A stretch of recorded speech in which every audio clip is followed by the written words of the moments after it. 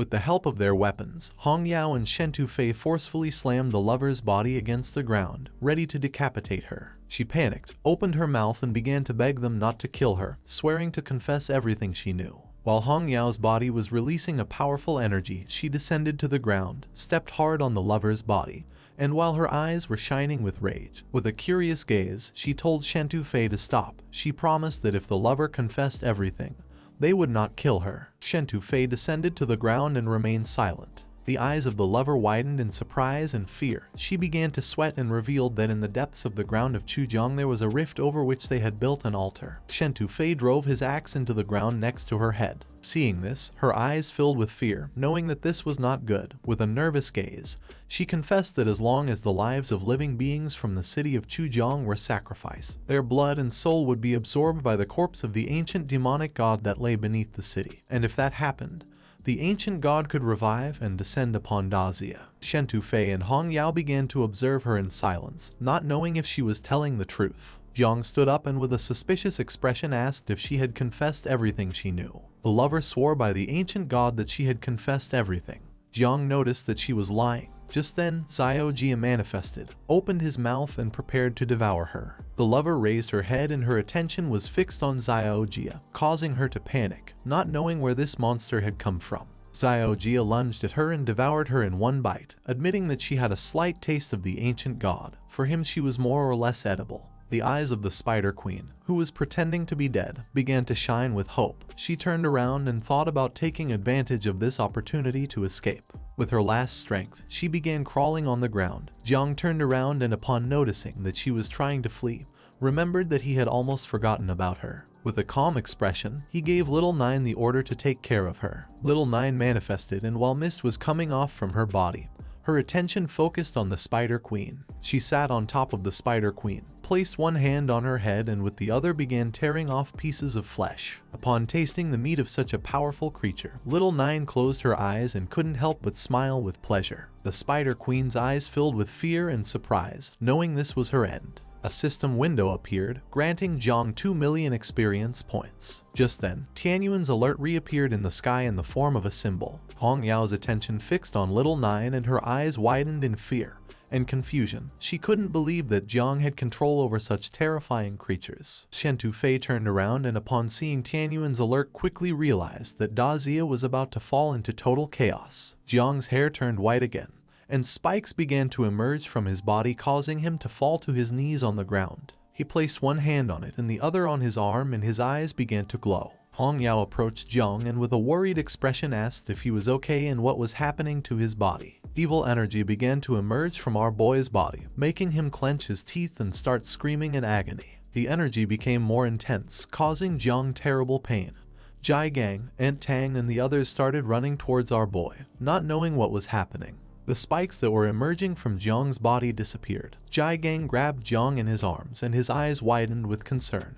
Realizing that these were the side effects of using the blood of the ancient god, he knew he had to take him immediately to the hospital at the military district of Jiangnan's main base since there were the best priests and the best medicinal herbs. Xiao Qi and Aunt Tang began to observe our boy, not knowing if he was going to recover. Hong Yao's eyes widened with concern. She put her fist on her chest and revealed that the portal had been destroyed. She offered to help take Jang to the hospital. Shen Tufei, who was standing next to her, also offered to help. With a serious gaze, Jai Gang put his hand in front of them, asking them not to forget that they still had to take care of the rift beneath the city ground. Xiao Qi sat next to Jang, extended her hands and using her power, began to heal our boy. With an angry expression, Jai Gang began to shout, giving the order to Xiao Qi to heal Jang. He called Jang's insects, revealing that if they wanted to save their master, then they had to come as soon as possible and help him take Jang to the hospital. In an instant, thousands of small insects began to surround them. Xiao Qi continued healing Jang.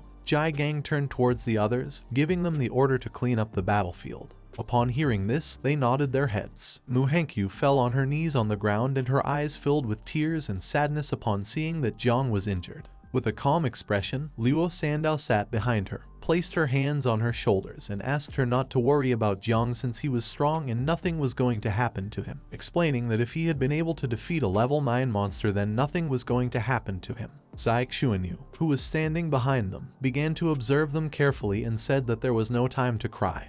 They had to go quickly and kill the rest of the beast tide. Thanks to the powers of the healing barrier, the wounds of the geniuses had healed. Jiang Wushwang emerged from the barrier, clenched his fist, and with a sincere gaze admitted that although they could not compare themselves with Jiang Chen, killing a few more monsters was always good. The arm that Ying Zhang had lost during the battle against the Spider Queen had healed. He tightly clenched his fist and with an excited expression thought that Jiang Wushwang was right, since the more they couldn't compare themselves with Jiang, the harder they should try. Hong Yao and Shen Tufei arrived at the underground altar, and using their weapons, they launched powerful slashes toward the altar, destroying it into pieces. Evil energy emerged from the rubble and the eyes of the ancient god began to shine with rage. He could not believe that they had destroyed his altar. With a furious gaze, he called Hong Yao a bitch. Upon hearing this, she launched a powerful slash toward the ancient god, which cut the energy in half. Shen Tufei, who was standing behind, began to observe them and could not help but feel somewhat surprised. For him it was no wonder that she was a disciple of the King of the Celestial Sword.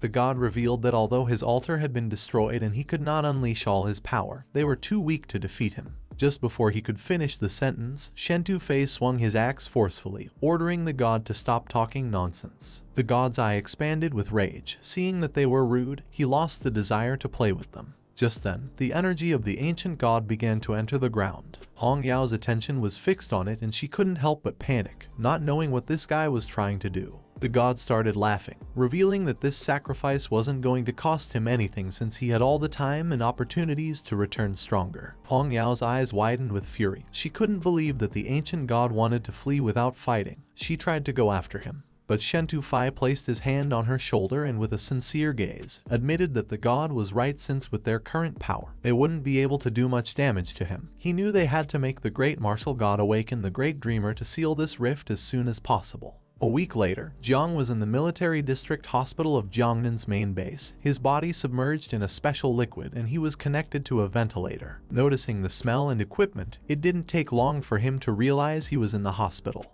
Remembering having fainted on the battlefield from exhaustion after consuming the blood of the ancient god, he didn't know how much time had passed or what the situation was like. Noticing that Jiang was awake, Little Nine manifested herself and with a smile gave him a hug, explaining that things had already calmed down, revealing that her little insects could also reproduce. Feeling her hug, Jiang opened his eyes and became somewhat curious. Holding Little Nine in his hand, Jiang began to stroke her head, praising her for being great, but decided to wait a little longer since their current house was too small and after the birth of new insects, there would no longer be space. He asked her to wait until he got a bigger home so they could move forward with the plan.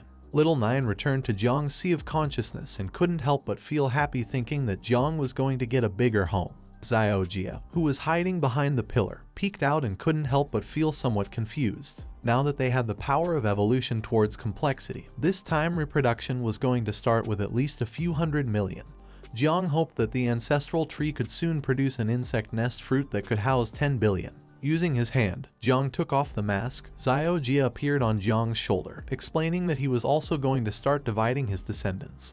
He asked when they would be able to move into a bigger house. Jiang's attention focused on Xiao Jia. With a smile he asked if he wasn't comfortable living with Little Nine. He began pointing at him with his finger and told him to wait until his sister moved out because then he would give her room to him. With an angry expression, Xiao Jia crossed his arms, mentioning that he was already grown up, not knowing why Jiang always left him with what was left over from his sister. Our boy promised that in some time, he would take Xiao Jia to the sanctuary of the Nine Lai to eat a buffet of demons and gods. Xiao Jia stood on Jiang's chest and explained that as long as there was food, a man didn't care where he lived. Jiang put his hand over his face and couldn't help but feel somewhat confused, realizing how difficult it was to be the father of a family with many children. Pointing at the liquid in which Jiang's body was submerged, Xiao Jia asked if he could drink it. Jiang's attention focused on the liquid, explaining that the liquid that came from gods and demons was top quality, but this one was at least third-rate, giving Xiao Jia permission to drink it if he wished. Xiao Jia closed his eyes and began to drink the liquid.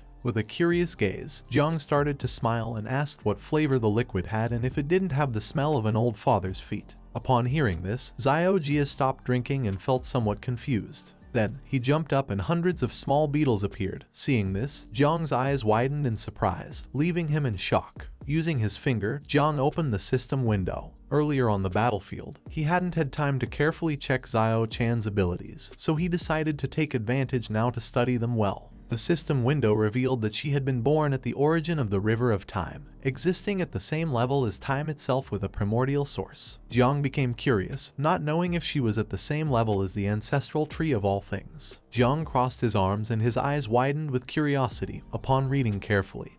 He realized that as a primordial source she had other hidden abilities, but her talent remained a mystery. He did not know if it was necessary to use a life level jump in order to see her talent, giving Xiao Chan the order to step out for a moment. A small and adorable insect began to fly toward our boy. Then, Xiao Chen manifested in human form. Jiang's attention fixed on her and his eyes widened in surprise. Xiao Chan approached our boy, placed her hand on his chest and began to look at him with a loving gaze. Noticing this, Jiang became nervous and couldn't help but blush, mentioning that she was a little too close to him. Xiao Chan closed her eyes, placed her hands around Jiang's head and apologized. With a calm expression, Jiang remembered that she had just been born, so he didn't know if she had experienced divine evolution or the life level jump. With a nervous look, she put her hand on her chin, looked away and with a nervous tone explained that the growth of all things needed the passage of time. But she herself was time. Jiang's attention focused on her and his eyes widened in surprise. Our boy reached out to her and began to use his power, causing green energy to begin entering into her body. He knew that she was right since in order to unlock her talent he had to use a life level jump, using divine evolution.